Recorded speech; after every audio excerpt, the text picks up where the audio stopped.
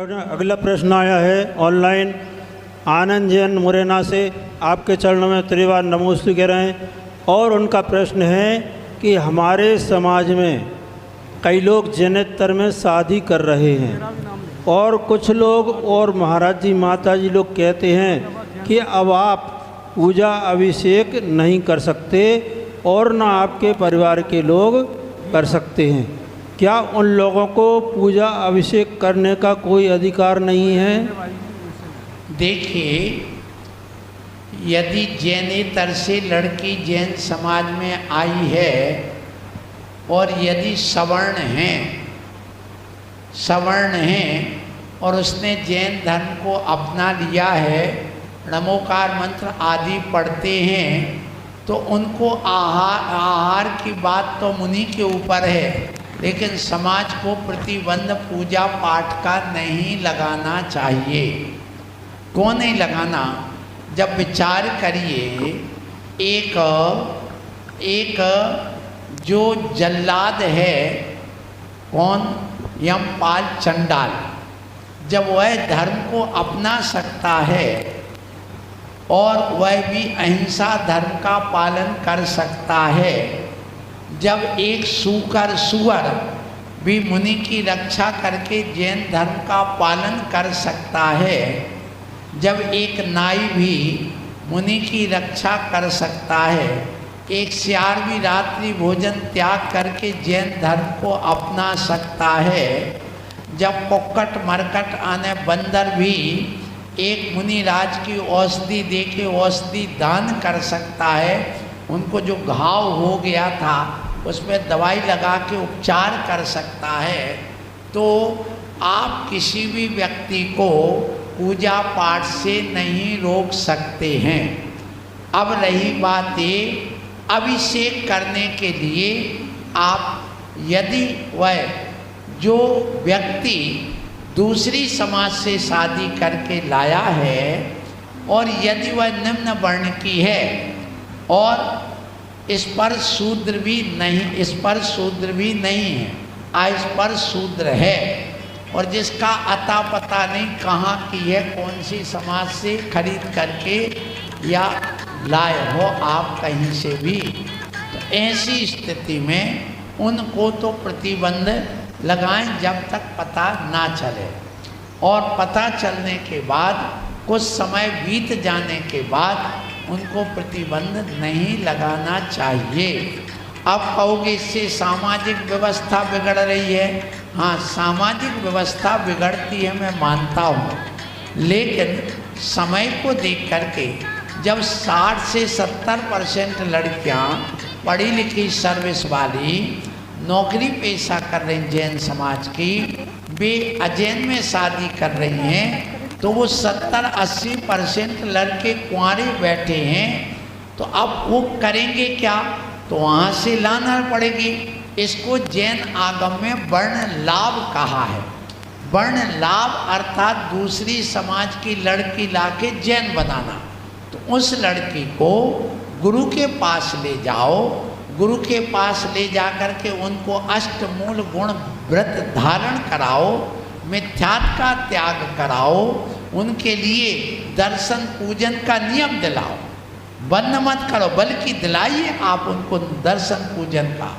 रोज नमोकार मंत्र भक्तामर पाठ करने का नियम दो उनके लिए, और जो मद्य मांस मधु सप्त व्यसन उनका त्याग कराइए, उनको जैन बनाइए।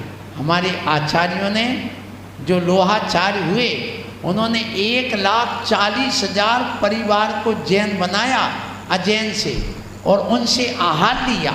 ये प्रमाण है। भरत चक्रवर्ती जब दिग्विजय यात्रा को जाता है तो 96,000 रानियों में 32,000 रानियाँ मलेच्छ की लाता है, 32,000 रानियाँ वह आर्यखंड की लाता है, और 32,000 रानियाँ वह जो क्या विद्याधरों की लाता है। ऐसे उनकी व्यवस्था 96,000 रानियों सबको जैन बनाता है, और जो उनकी दासियाँ आती उन सबको जैन बनाता, यहाँ तक कि वे कई तो आरिका बन जाती हैं, यहाँ आकर के आर्यखंड में जब विचार करिए आर्यिका बन सकती हैं तो उनके लिए पूजा पाठ का निषेध नहीं करना चाहिए। ये सामाजिक व्यवस्था नहीं है, ये धार्मिक व्यवस्था है। इसका निर्णय धर्म गुरु करेंगे। हाँ, आहार नहीं लेंगे बात अलग है, क्योंकि देश कुल जाई शुद्धा ये वहाँ पर चाहिए। बड़े पदों पर जैसे स्वधर्मेंद्र आदि नहीं बनेंगे, ये निश्चित बात है कि उनको स्वधर्मेंद्र आदि माता पिता भगवान के पंच कल्याणक में ये नहीं बना सकते हैं। लेकिन सामान्य पूजा पाठ के लिए आप हस्तक्षेप नहीं कर सकते हैं, बल्कि समाज को चाहिए उसको पक्का जैनी बना करके और उनको और सम्यक दृष्टि बना के मोक्ष मार्ग पर लगाने का भाव करना चाहिए। ये जैन दर्शन कहता है। यदि ऐसा नहीं करोगे तो यह जैन धर्म कालांतर में विलुप्त हो जाएगा, क्योंकि वो लड़की तो जो शादी करके आई वो तो हटेगी। हमारी जैन समाज का वो लड़का भी अपनी पत्नी को नहीं छोड़ेगा, भले धर्म छोड़ देगा। ऐसा हुआ एक गांव में, एक भाई थे 4-5, उनमें से एक भाई ने अपने कहीं पर एक अजैन लड़की लेके आया, सो उसको समाज ने प्रतिबंध लगा दिया। फिर क्या हुआ, प्रतिबंध लगाने के बाद सो भाई से कहा भैया समाज ने तो प्रतिबंध लगाया है, तुम तो कम से कम मेरा साथ दे दो। बोले नहीं, मैं तुम्हारा साथ नहीं दूंगा, मैं समाज का साथ दूंगा। तो फिर उसने क्या किया, जब सबने उसको दुत्कार दिया तो वह व्यक्ति जाकर के जिस समाज की लड़की लाया था उसी समाज में चला गया और उसने उसका मंदिर बना करके आज बिल्कुल एक तरफ जैन मंदिर है तो उसी के बाजू में उसके भाई की बनी हुई वो जहाँ पर वो सुबह से उठ करके पढ़ते हैं वो सब वहाँ पर चालू हो गया है। समझदार को इशारा काफ़ी है, तो ऐसा कहीं ना हो इसलिए अपनाने की बात करो, उनको ठुकराने की बात मत करो। चलिए अगले प्रश्न के साथ उपस्थित होंगी मधु जैन। उसके पहले एक ऑनलाइन प्रश्न लिया जा रहा है। श्रीमती रेखा जैन रामगंज मंडी कोटा राजस्थान से पूछ रही हैं, आचार्य गुरु के चरणों में त्रिवार नमोस्तु नमोस्तु नमोस्तु। इनका प्रश्न है कि जो मंदिर को देखकर प्रणाम करते हैं तो क्या उनका भाग्य बदल जाता है, वो जबकि श्रद्धा से कर रहे हैं, और यदि कोई आदत से दिखावे के कारण सिर झुकाता है तो उसके साथ में क्या होता है? हाँ सुनिए, इनके हमेशा कोटा से रेखा जी का हमेशा आता रहता है प्रश्न, यहाँ से आशीर्वाद है उनके लिए। मंदिर जी को देखकर प्रणाम करते हैं, बिल्कुल करना ही चाहिए। क्यों करना चाहिए? भाग्य बदलने के लिए लिखा, भाग्य बदलता है। क्यों बदलता है? देखो, अपन जब किसी भी अच्छी चीज़ को देखते हैं जिससे श्रद्धा और प्रेम हो तो अपने आप परिणामों में अंतर आता, प्रसन्नता होती, तो पुण्य का अर्जन होता है। सो जो जिनालय है वह 9 देवता में एक देवता है। 5 परमेष्टि के बाद में जिन आगम अर्थात जिन वाणिमा, जिन चैत्य माने चैत्य का अर्थ होता प्रथमा, और जिन चैत्यालय, तो वह जो मंदिर अपन देखते हैं वो चैत्यालय एक 9 देवता में देवता है। और आप रोज 9 देवों की पूजा करें, आप लोग पढ़ते रोज रोज करते 9 देवताओं की पूजा, और तो वहाँ तो तुम पूजा में वो मंदिर के जिनालय के लिए अर्घ्य चढ़ा रहे, मध्य लोक के इतने, औध लोक के इतने, और देवों के इतने, और यहाँ सामने मंदिर देख करके यदि हाथ जोड़ोगे तो आपको तो पुण्य का अर्जन होगा, भाग्य बदलेगा। फिर इसके बाद में आती है बात श्रद्धा है कोई श्रद्धा से कोई आदत और कोई दिखावे के कारण करते हैं तो उनके साथ क्या होता है सुनिए। यदि दिखावे के कारण भी करते हैं तो कम से कम उसको इतना पुण्य नहीं लगेगा, लेकिन जो दुनिया के लोग देखते हैं उनकी तो कम से कम नास्ता भाव नहीं होगा, तो मोक्ष मार्ग जीवित रहेगा। यदि दिखावे के लिए भी करते हैं और आप यदि हाथ देखते हो, जोड़ते हो, नमन करते हो, तो एक बच्चा भी उससे शिक्षा ले लेता है, फिर वह भी हाथ जोड़ के नमन करने लग जाता है। इसलिए बच्चे ज्ञान कराने से, पढ़ाने से कम दिखाने से ज़्यादा सीखते हैं। इसलिए वो दिखावा देख करके बच्चे सीख जाएंगे, इसलिए वो भी ठीक है। और आदत के अनुसार भी करते हैं तो भी ठीक है, लेकिन अच्छी आदत बुरी सुधार ले, बस हो गया भजन।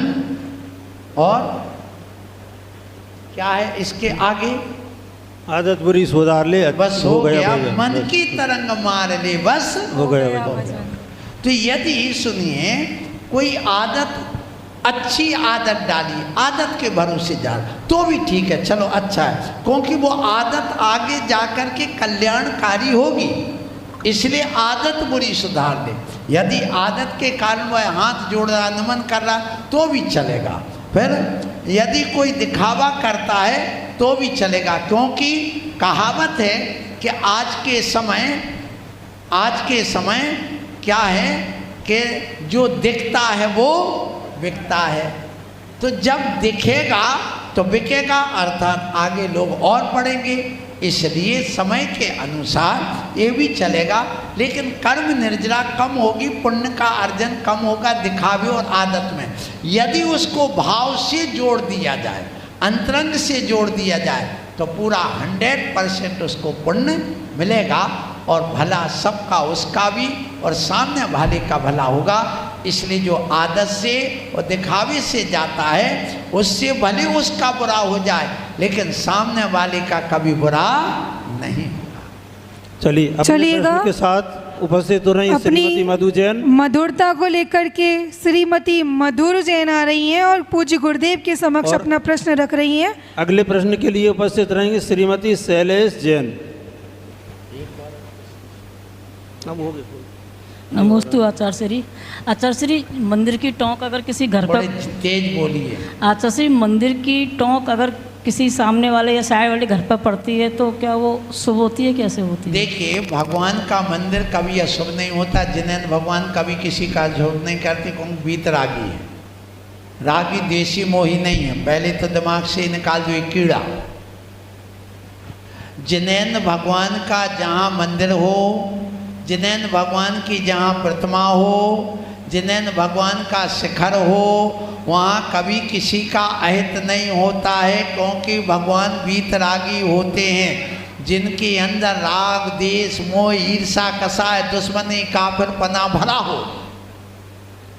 वो व्यक्ति का भला नहीं बुरा हो सकता है। लेकिन हमारे भगवान हमेशा सबका भला भला ही करते हैं, लाभ लाभ ही करते हैं, कभी उनके उससे बुरा नहीं होता।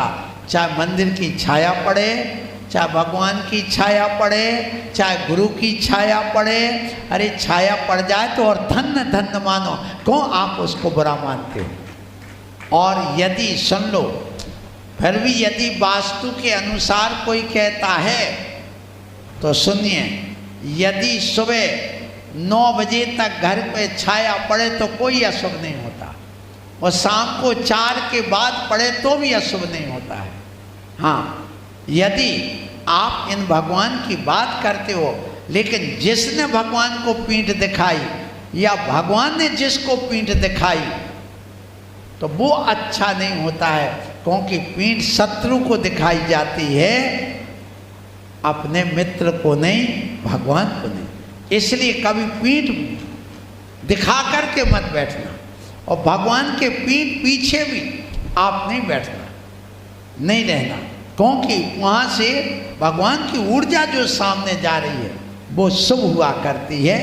तो पीछे आप क्या करें, थोड़ा गैप दे दो, जिससे भगवान की पीठ के पीछे अपन ना रह करके थोड़ा गैप होना चाहिए, तो वो ज़्यादा है। वास्तु में कहा गया, सुनिए, रौद्र के आगे जो जीव निकाले हैं, बड़े बड़े डरावने रूप धारण किए हैं, उनके सामने कभी नहीं रहना चाहिए। जिनेंद्र भगवान को पीठ दिखा के या उनकी पीठ के पीछे नहीं रहना चाहिए, और मस्जिद के आजू बाजू दाएं बाएं कभी नहीं रहना चाहिए। थोड़े दूर ही रहना चाहिए, क्योंकि वहाँ पर जो उनके जिंद वगैरह हुआ करते हैं, वो यदि उनके अनुयायी नहीं हैं तो वो आप जानते हैं किस रूप में वह आपको देखते हैं, जिंदा में भी किस रूप में देखते, फिर तो वो मुर्दा मौत के बाद में वो भूत पिशाच जिंद बने, फिर क्या होगा। इसलिए अपन को ना किसी का बुरा करना है ना बुरा सोचना है, जब अपने अनुकूल नहीं है उनसे दूर रहना ही श्रेष्ठ होता है। आशीर्वाद।